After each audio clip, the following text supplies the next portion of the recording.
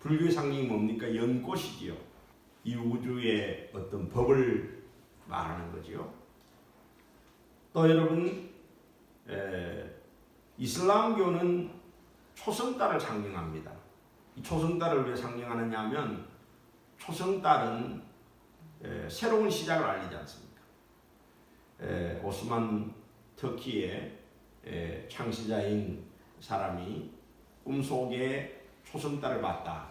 그리고 오스만 제국을 탄생시켰다. 그래가지고 이슬람 국가들은 꼭 보면은 이 초승달과 샛별을 그들의 국기에 집어넣는 것을 보게 되어집니다. 또 유대인들은 다윗의 별이라 그래가지고 삼각형을 두 개 겹쳐놓은 그런 모양의 별을 유대인들은 유대교의 상징으로 그렇게 사용을 하고 있습니다. 이런 상징들이 다 여러분 어떤 의미에서 보면 원래부터 아주 좋은 그런 의미죠. 불교도 연꽃은 진흙탕에서 여러분 아름다운 꽃이 피니까 이 고난이 많은 어떤 진흙과 같은 세상 속에서 아름다운 그런 자비의 꽃을 피우면서 살아라 하는 그런 이야기죠. 우리 기독교는 여러분 상징이 뭡니까? 우리 기독교는 교회마다 다 보면 십자가가 있어요. 그리고 우리 그리스도인들이 십자가 목걸이를 하고 다니거나 또 십자가 귀걸이를 하고 다니거나 십자가 바지를 하고 다니거나 그렇게 하면서 십자가를 굉장히 좋아하고, 그리고 또 십자가가 우리 기독교의 상징이 되어져 있습니다. 다른 종교의 연꽃이나 초승달이나 또는 다윗의 별이나 이런 것들은 원래부터 좋은 의미를 가지고 있는데, 우리 기독교의 이 상징인 십자가는 여러분 원래부터 좋은 게 아니었어요. 원래는 아주 나쁜 거였어요. 아주 좋지 않은 거였어요. 이거는 고대의 이 페르시아라고 하는 나라의 죄수들을 죽이는 사형틀이었습니다. 여러분, 죄수들을 죽이는 사형틀이 좋은 겁니까? 나쁜 겁니까? 아주 나쁜 거지요. 혐오스러운 것이고 가증한 것이고 어떤 저주의 상징이고 그것은 죄악의 상징이고 어떻게 보면은 참 끔찍한 거고 그런 거예요. 그런데 우리 기독교의 상징인 이 십자가가 되었다는 겁니다. 왜 그렇게 되었습니까? 그 유대 나라에 33세 된 예수님이라는 젊은 청년이 그 십자가에 못 박아 죽고 난 다음부터 그 죄의 상징이고 저주의 상징이고 심판의 상징이고 그리고 형벌의 상징이고 정말 끔찍한 그 상징인 아주 나쁜 그런 말 같으면 십자가가 구원의 상징이 되었습니다. 사랑의 상징이 되었습니다. 은혜의 상징이 되었습니다. 그것이 바로 뭐냐면은 하나님의 정의의 상징이 되었습니다. 하나님의 화해의 상징이 되었습니다. 하나님의 평화의 상징이 되었습니다. 참 놀랍지 않습니까, 여러분? 그 십자가가 놀라운 겁니다. 오늘 우리가 예수님께서 이제 고난받으신 것은 십자가를 우리가 깊이 생각해 보고자 합니다. 예수님께서는 원래 여러분 하나님의 아들이시지 않습니까? 근데 인간의 몸을 입고 이 세상에 오셨습니다. 아무 죄를 짓지 않았어요. 예수님이 한 것은 병자 고쳐주고 그리고 하나님 나라를 위하여 좋은 하나님의 말씀 전하고 그리고 배고픈 사람 오병이어의 기적을 통해 가지고 먹여주고 하는 그런 말 같으면 좋은 일만 예수님께서는 하셨습니다. 그런데 그 예수님께서 왜 십자가에 못 박혀 죽으셔야 합니까? 이게 여러분 굉장히 중요한 사실입니다. 원래 하나님께서는 우리 인간을 창조하실 때에 하나님의 형상으로 지었어요. 하나님의 형상으로 지었다는 것은 무슨 이야기입니까? 하나님을 닮도록 만드셨다 하는 그런 이야기예요. 여러분, 우리가 자식을 낳아보면 그 자식이 누구를 닮습니까? 부모를 닮잖아요. 부모의 형상이 여러분 자식에게 있어요. 그래서 하나님께서 사람을 하나님의 형상으로 만들었다 하는 것은 뭐냐면은 우리를 하나님께서 하나님의 자녀로 만들었다 하는 그런 말씀입니다. 모든 동물들 가운데 하나님께서 우리 인간을 사랑하신 거예요. 그래 다른 동물들은 하나님의 형상으로 안 만들었는데 누구는 사람은 하나님의 형상으로 만들었다는 거예요. 그리고 하나님께서 사람에게 얼마나 큰 축복을 주시는지 몰라요. 사람에게 생육하고 번성하고 땅에 충만하고 땅을 정복하고 다스리는 그런 말 같으면 축복의 은혜를 주셨을 뿐만 아니라 모든 이 피조물들을 동물과 식물과 이 자연을 통치하고 다스릴 수 있는 그런 권한도 하나님께서 우리에게 주셨어요. 그리고 하나님께서 우리에게 에덴 동산에 우리를 살게 하셨다는 것은 그 에덴이라는 말은 바로 뭐냐 하면 행복 동산이라는 거예요. 기쁨의 동산이라는 거예요. 우리가 하나님과 올바른 관계를 맺고 우리가 하나님과의 그런 교통 속에 교제 속에 있으면은 여러분 그러면은 말하자면 우리 행복한 거예요. 조화로운 삶이 되는 거예요. 축복받는 삶이 되는 거예요. 근데 여러분 우리 인간이 그렇게 살았습니까? 그렇게 살지 않았어요. 우리가 하나님의 뜻에 불순종하고 우리가 하나님처럼 되려고 하고 하나님의 말씀에 말을 같으면 우리가 도전하고 그리고 거역하고 반역하고 그러다가 뭐냐 하면 인간이 타락하게 되고 그리고 여러분 그 인간에게 저주가 오게 되고 심판이 오게 되고 죽음이 오게 되고 질병이 오게 되고 고통이 오게 되고 그래서 말 같으면 우리 인간이 이 불행한 존재가 된 거예요. 우리가 고통을 받는 그런 존재가 된 거예요. 근데 하나님께서는 그런 인간을 그냥 버려두시지 않고 구원하시기를 원하신 거예요. 그런데 우리 하나님은 여러분 사랑의 하나님이시기도 하지만 또 하나님은 공의로우신 하나님이에요. 하나님께서 우리 인간을 사랑하시지만 인간의 죄에 대해서 벌을 내리시지 않고 심판하지 않고 그냥 하나님께서 둘 수가 없는 거예요. 그래서 인간들이 자기가 지은 죄에 대해서 하나님이 다 벌을 내리시면은 우리 인간은 그 벌을 감당할 수 있습니까? 없습니까? 감당할 수 없는 거예요. 그래서 하나님께서 우리 인간을 구원하실 어떤 계획을 세우셨냐 하면은 하나님의 독생 성자 그 하나님의 아들 예수님을 이 땅에 보내서 그 예수님을 통해 가지고 우리의 모든 죄를 담당하시게 하심으로 대신 짊어지게 하심으로 그러므로 우리를 죄에서 구원할 수 있는 그런 길을 열어주신 거예요. 그게 여러분 십자가 사건입니다. 그런데 예수님께서 이 십자가를 지실 때에 어떤 고통을 당하셨는가? 첫째는 여러분 예수님이 십자가를 쓸 때에 말할 수 없는 육체가 찢어지는 그 육체의 고통을 당했습니다. 여러분 예수님께서 유대 종교 지도자들에 의해 가지고 고소를 당했지 않습니까? 그래서 대제사장에게 불려가 가지고요 신문을 당했어요. 근데 말이 신문이죠 여러분. 고문을 당한 거예요. 그 가야바의 집에 들어가 가지고 뭐냐 하면은 정말 모진 고문을 당하신 거예요. 그리고 그 당시에 유대나라는 여러분 로마 식민지였습니다. 우리나라가 36년 동안 일제 식민지에 있었던 것처럼 바로 로마의 식민지에 있었습니다. 그렇기 때문에 최종적인 법 집행은 누가 하느냐 하면 로마의 총독이었습니다.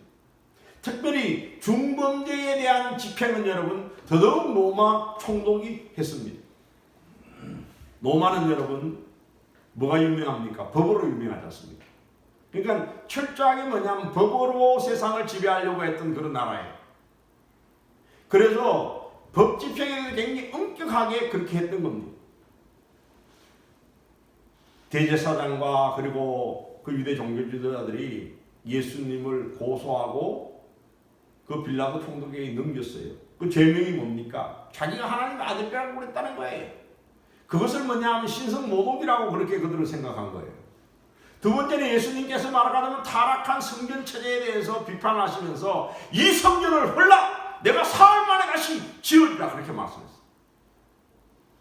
근데 그들은 생각하기를 솔로몬이 40년 동안 지은 성전, 또 헤롯이 말하자면 30년 동안 아직까지 제대로 완성하지 못한 이 성전을 예수님이 헐어버리고 3일 만에 다시 짓겠다고 하는 그 말을 도대체 이해를 하지 못했는 거예요. 그리고 그걸 말 같으면 성전 모독이라고 그렇게 생각하는 거예요. 그래서 예수님을 빌라도 총독에 고소를 했는데, 빌라도 총독은 여러분 예수님에 대한 모든 보고를 다 조사해보고 그들의 모든 것들을 봐도 그것이 뭐냐면은 유대 종교적으로는 어떤 문제가 될는지는 모르겠는데 로마의 법으로는 도대체 말 같으면 사형을 받을 그런 죄가 아닌 거예요. 어떻게 하든지 만에 예수님을 놓아주려고 했습니다. 그런데 유대인들이 뭐냐 하면은 만일 예수님을 놓아주면은 그러면 우리가 폭동을 일으키겠다 그랬어요. 정치인들이 여러분 어디에 제일 약합니까? 여론에 제일 약해요. 민심에 제일 약해요. 만약에 뭐냐 하면은 자기가 식민 통치하고 있는 이 유대 나라에서 어떤 폭동이라는 반란이 일어나면은요, 그것은 총독으로서의 점수가 굉장히 깎이는 일이에요. 그러면 다음에 뭐냐 하면은 임기를 배정받을 때에 좋은 그런 나라로 임기를 배정받지를 못하고 오히려 말하면 좌천되는 그런 일이 있는 거예요. 그러니까 이 빌라도 총독이 어떻게 하든지 뭐냐 하면은 그런 정치적인 어떤 어려운 일이 일어나지 않도록 하기 위해서, 여론을 무마하기 위해서, 밀란이 일어나지 않도록 하기 위해서 결국에는 말 같으면은 자기의 책임을 면하기 위해서 예수님을 십자가형에 처하도록 내어준 거예요. 그래서 여러분 계속 우리가 사도신경을 암송할 때마다 본디오 빌라도의 권한을 받았사 그렇게 우리 기도하지 않습니까? 예수님이 그 로마의 군인들에 의해 가지고 이제 끌려가 가지고 십자가 사형이 집행이 되는데 여러분, 그 로마의 군인들이 여러분 예수님을 채찍으로 내리칩니다.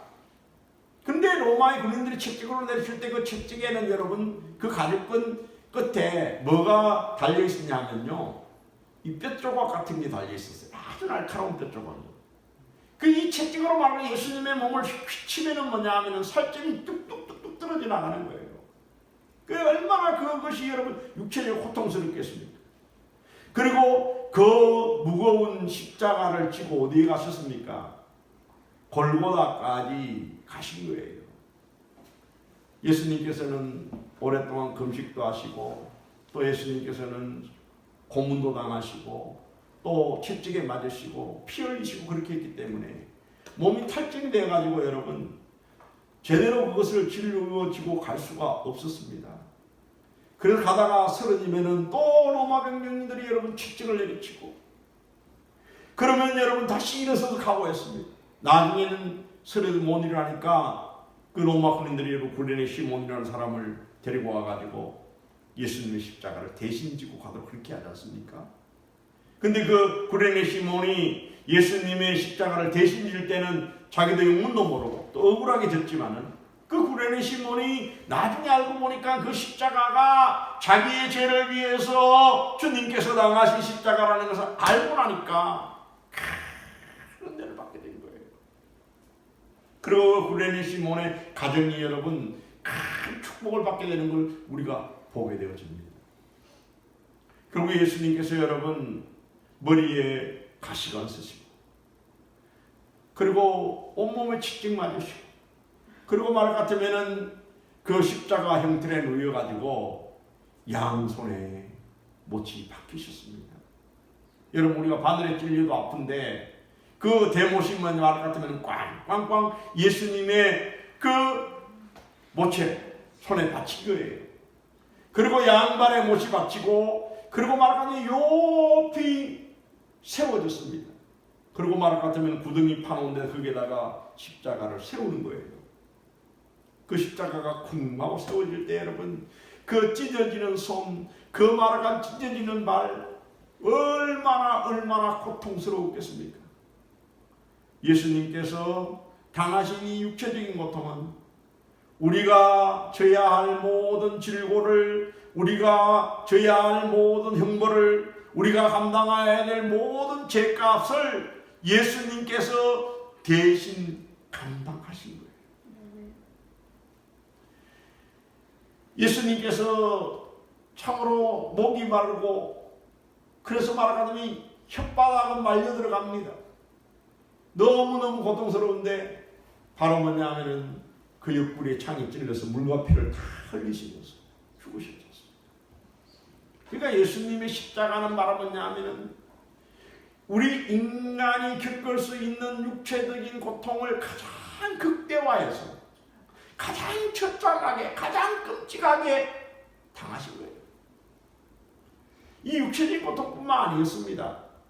예수님이 당하신 고통은요, 두 번째 정신적인 고통을 당했어요. 여러분 한번 그런 인생을 살다가 보면 그런 경험을 해본 적 있습니까? 어떤 사람이 나를 도둑놈 취급을 해요. 자기가 물건을 잃어버리고는 자꾸 뭐냐면 내보고 뭐냐면 가져갔다고 그러는 거예요. 그럴 때 여러분 억울해요, 억울하지 않아요? 참 억울한 거예요. 네? 또 여러분 내가 거짓말을 했지 않은데 자꾸 거짓말했다고 그러는 거예요. 그럴 때 여러분 억울해요, 안 해요? 억울한 거예요. 그죠? 내가 말할 같으면 사람을 죽이지도 않았는데 뭐냐면 사람 죽였다고 사형수가 돼가지고 말할 같으면은 여러분 감옥에 있어 보세요. 얼마나 억울하겠습니까?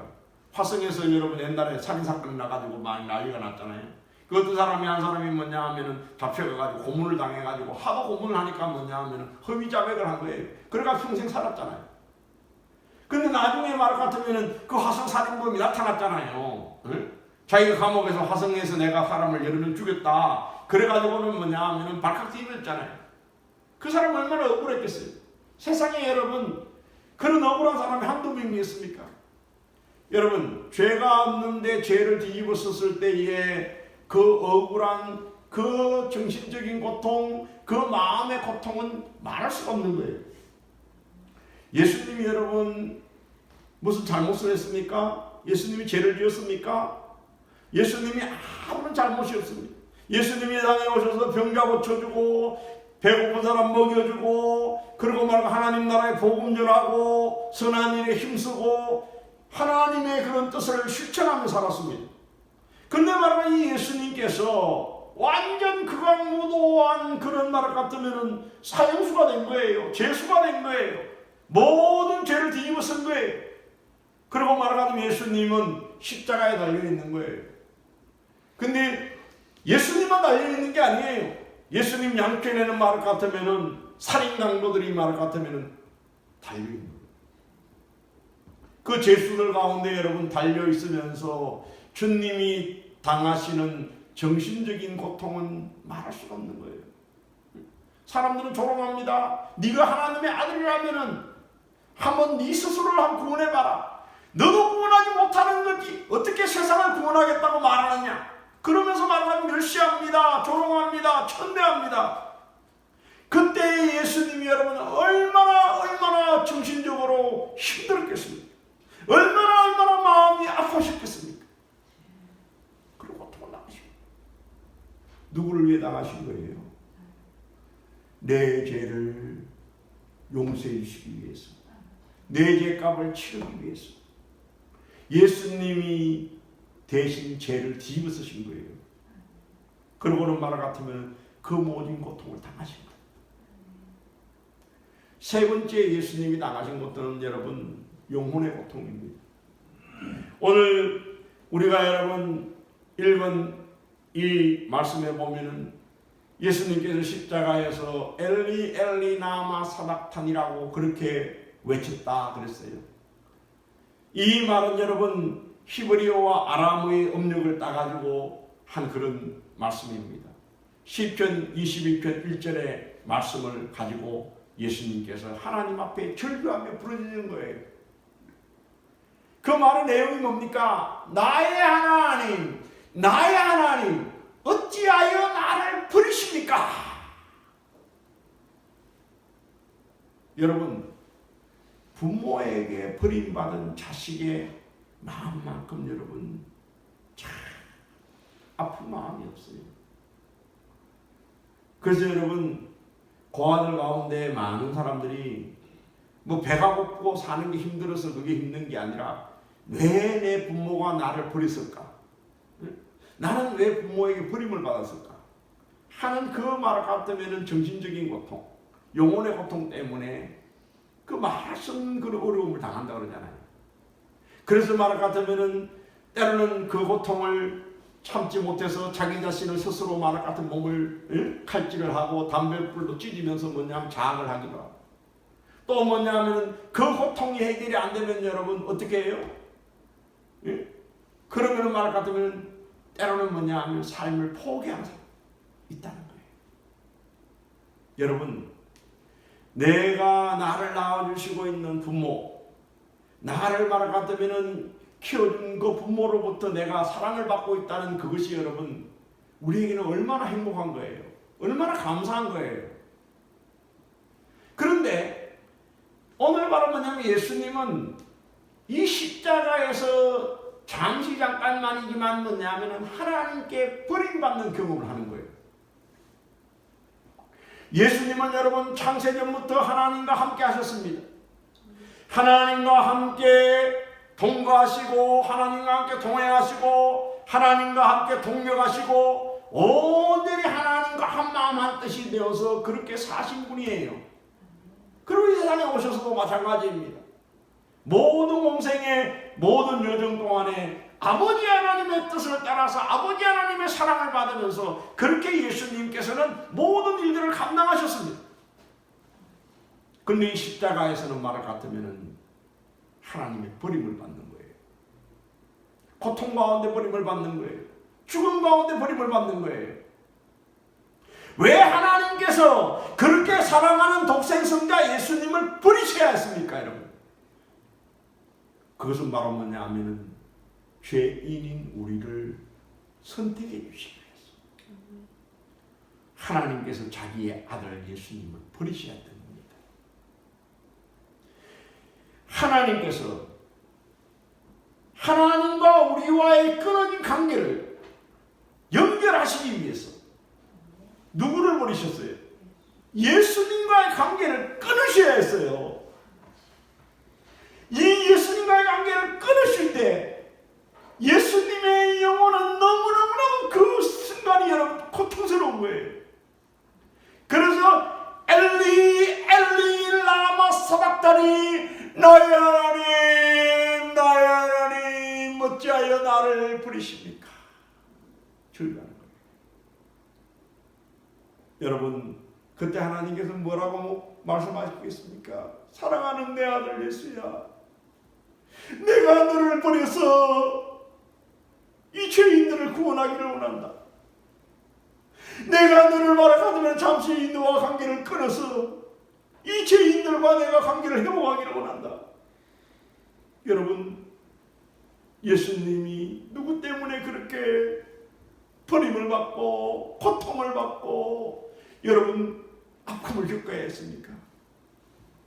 내가 지은 죄 때문에 예수님께서 나를 구원해 주시기 위해서 나를 선택해서 나와 하나님과의 관계를 회복시켜 주시기 위해서 십자가에서 그렇게 처절하게 끊어짐을 당하는 그 고통을 당하신 거예요.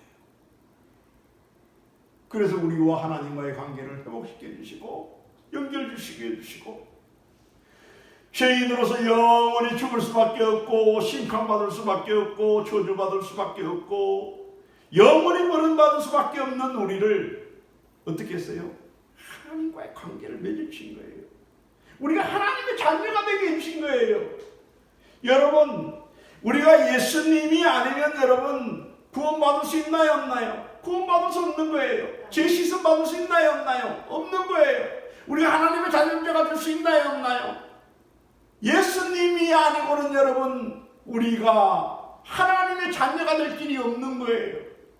그래서 여러분 예수님이 중요한 거예요. 예수님이 위대한 거예요.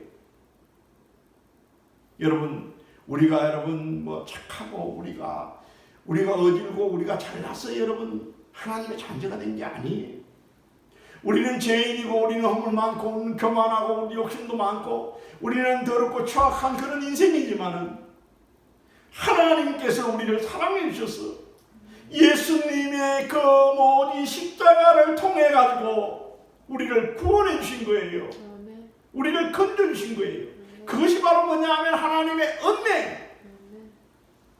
여러분, 코로나로 인해 가지고 많은 사람들이 어려움을 겪고 있습니다. 지금 우리나라는 참 감사해야 될 일이 있어요. 감사해야 될 일이 뭐냐 하면은 우리나라가 중국 다음으로 여러분 코로나가 많았지 않습니까? 그래서 세계 사람들이 우리나라 사람들을 자기 나라에 들어오지도 못하도록 하고 그렇게 해서 우리나라가 참 어려웠습니다. 근데 우리가 이 코로나를 보게 되면요, 우리가 생각해야 될 게 참 많습니다. 중국이 여러분 어떤 나라입니까? 중국은 공산당이 집권하는 그런 나라예요. 지금도 뭐냐면 중국은 여러분 국가적으로는 무신론 공산주의를 숭상하는 그런 나라예요. 그리고 최근에 시진핑이라는 사람이 나서가지고요, 중국은 그래도 북한하고 달리 계속 한 사람이 해먹는 그런 공산주의는 하지 않았어요. 그러니까 계속해서 뭐냐면 사람을 바꿔가면서 그래도 뭐냐면은 공산당들 했어요. 근데 시진핑이라는 사람이 들어서 가지고 뭐냐면은 장기 집권을 하는 거예요. 자기가 말하자면 종식토록 해먹으려고 그렇게 모든 법을 바꾸고 그렇게 바로 시진핑이가 이제 독재를 하는 거예요. 그 독재를 하는데 제일 걸림돌이 되는 사람들이 누구예요, 여러분? 기독교예요. 교회예요. 그래가지고는 뭐냐면 교회를 엄청나게 핍박을 했어요. 박해했어요. 그리고 뭐냐면 선교사들을 추방하고 그렇게 했어요. 그런데 여러분, 우리 서방 세계가 미국이나 유럽이나 우리 한국도 마찬가지고 그런 말을 갖다면 시진핑이가 독재를 하고 인권을 탄압하고 교회를 말살하고 선교사들을 추방하고 할 때에 여러분, 우리가 거기에 대해서 그렇게 하면 안 된다 이렇게 말하는 사람들이 있었어요, 없었어요? 거의 없었어요. 그 기독교 국가라고 하는 미국도 여러분, 또 뭐 독일이나 뭐 이태리나 이런 모든 나라들도 뭘만 생각해요? 중국이 사람도 많고 중국은 말할 것 같으면은 막 정치적으로 말할 것 같으면은 다 국가가 뭐 하라면 잘하고 하니까 중국에 가서 말하자면 기업을 차려가지고 돈을 벌여야 되겠다. 중국에 가서 뭐냐 하면 무역을 해가지고 돈을 벌여야 되겠다. 그래가지고는 말할 것 같으면 오로지 중국은 뭐냐 하면 돈 벌이는 그런 말할 것 같은 방편으로 생각한 거예요. 제가 미국에 유학할 때 여러분 웰마트라는 미국의 마트를 가봤는데요. 그 미국의 큰 그 매장에 여러분 메이드 인 USA를 찾아보기 어려워요. 메이드 인 코리아도 찾아보기 어려워요. 우산부터 시작해가지고 뭐 옷이나 뭐든지 다 뭐예요 여러분? 메이드 인 차이나야. 그러니까 모든 세계의 공장이 다 어디에 가 있어요 여러분? 중국에 다 가 있는 거예요. 지금 여러분 미국에 코로나가 폭발을 했습니다. 그래가지고 지금 거의 30만 명 가까이 되는 코로나 환자가 생겼어요. 그리고 뭐냐면은 3,000명이나 되는 사람들이 생겼어요. 미국에도 뭐냐면 교회들이 다 이제 문 닫고 예배를 못 드리고 미국의 사람들은 뭐냐면은 다 말할 것 같으면은 지금 한 달 동안 뭐냐면은 집 밖을 나오지 마라. 그래가지고 지금 나오지도 못하고 있다는 겁니다. 우리나라만 이런 게 아니에요. 오히려 미국은 더 심각해요. 유럽도 마찬가지예요 지금. 수십만 명의 코로나 환자가 생기고 말할 것 같으면은 수천 명이 죽을 얘기니까 지금 막 발칵 뒤집어지는 거예요. 근데 여러분, 이 의사들이 입는 옷, 그 다음에 마스크, 이런 것들을 여러분 미국에서 생산해요, 안 해요? 못하는 거예요. 다 어디에서 만들도록 만들어 놓은 거예요. 중국에서 만들도록 만들어 놓은 거예요. 그래서 뭐냐 하면 중국에서 여러분 의료 장비나 마스크나 이런 거를 미국으로 보내주지 않으면은 여러분 미국이 꼼짝도 못하는 거예요. 그러니까 뭐냐 하면은 중국에서 이 우한으로부터 이런 코로나 바이러스가 와가지고 지금 미국이 숙대밭이 되는데도 뭐냐 하면은 미국도 중국한테 뭐냐 꼼짝 못하는 거예요. 결국에 여러분 너희들이 공산주의라든지 뭘 하든지 교회를 박해하든지 말할 것 같으면은 시장 경제를 받아들여 가지고 그냥 공장 운영하고 그냥 무역하고 우리 돈만 벌이도록 해주면은 괜찮다 이렇게 생각한 거예요. 그러니까 뭐냐 하면은 이 중국하고 가까운 나라면 가까운 나라일수록 무역을 많이 하는 나라이면 무역을 많이 하는 나라일수록 뭐를 당해요? 이 코로나의 고통을 당하는 거예요. 천안문에서 여러분 민주화를 위해 시위하는 사람이 그렇게 무참하게 탱크에 짓밟히고, 또 지금도 말을 같으면 무수하게 중국의 말을 같으면 민주화와 자유와 인권을 이야기하는 사람들이 그렇게 지도서도 모르게 말을 같으면 붙잡혀가서 희생을 당하지만은 세계의 모든 기독교 국가들은, 또 세계의 모든 서방 국가들은 뭐냐 하면은 침묵을 지키는 거예요. 그리고 뭐냐 하면은 그냥 중국은 돈벌이 수단으로 생각하는 거예요. 여러분, 이걸 여러분 하나님 기뻐하시겠어요? 기뻐하지 않겠어요? 하나님 기뻐하지 않는 거예요. 우리나라도 여러분 중국에서 이 코로나가 생기고 막 이렇게 했는데 왜 여러분 중국 사람들이 그걸 막지 못했습니까? 우리나라가 여러분 무역을 중국하고 얼마나 많이 하는지 몰라요. 무역의 흑자가 미국보다도 중국이 5배나 더 많이 나는 거예요.